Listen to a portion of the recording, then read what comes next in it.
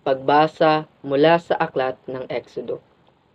Sinabi ni Yahweh kay Moises na iparating sa Paraon ang kanyang utos na palayain ang mga Israelita mula sa Ehipto. Ngunit nag-alinlangan si Moises dahil sa hindi siya mahusay magsalita. Kaya itinalaga ni Yahweh ang kanyang kapatid na si Aaron bilang tagapagsalita. Binalaan ni Yahweh na patitigasin niya ang puso ng Paraon upang hindi agad ito pumayag. Kaya parurusahan niya ang Ehipto at ipakikita ang kanyang kapangyarihan. Ginawa ni na Moises at Aaron ang utos ni Yahweh, kabilang ang pagpapakita ng kababalaghan sa harap ng Paraon. Gayunpaman, ginaya ito ng mga salamangkero ng Paraon gamit ang kanyang mahika.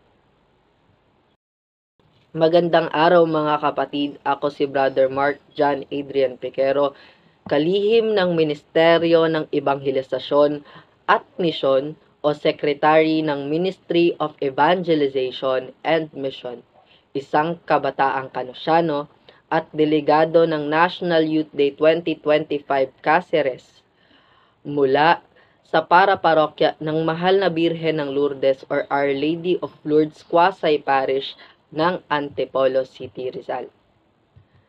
Mga kapatid, sa ating paglalakbay ngayong Kwaresma, iniimbitahan tayong pagnilayan ang tunay na kahulugan ng tagumpay. Sa ating pagbasa mula sa aklat ng Exodo, makikita natin kung paano hinirang ng Diyos si Moises upang humarap kay Paraon at hilingin ang paglaya ng Israel. Sa una, nag-aalinlangan si Moises dahil sa kanyang kahinaan. Hindi siya magaling magsalita at takot siyang hindi pakinggan. Ngunit sa kabila ng kanyang pagdududa at pag-aalinlangan, ipinakita ng Diyos ang tunay na tagumpay ay hindi nakasalalay sa ating sariling kakayahan kundi sa kapangyarihan. Tulad ni Moises, tayo rin ay nahaharap sa mga pagsubok at pangamba sa ating pang-araw-araw na buhay. Iniisip nga natin, na ang tagumpay ay nasusukat sa yaman, kasikatan, o personal na kakayahan.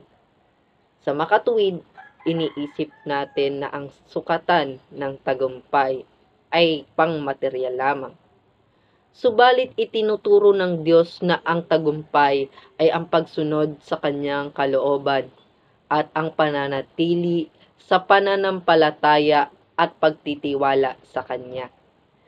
Nang ipakita ng Diyos ang kanyang himala sa pamamagitan ni Moises, ito hindi lamang tanda ng kapangyarihan, kundi patunay ng kanyang katapatan sa kanyang pangako sa atin.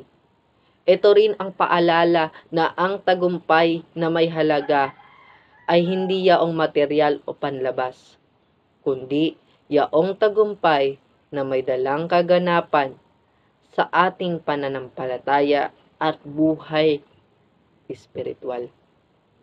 Ngayong Kwaresma na naghahanda tayo sa tunay na tagumpay, ang pagkabuhay na mag-uli ng ating Panginoong Hesukristo o ang Misteryo Pascual.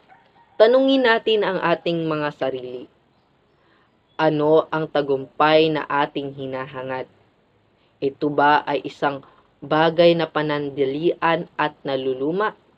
O ito ba ay isang tagumpay na magdadala sa atin patungo sa buhay na walang hanggan?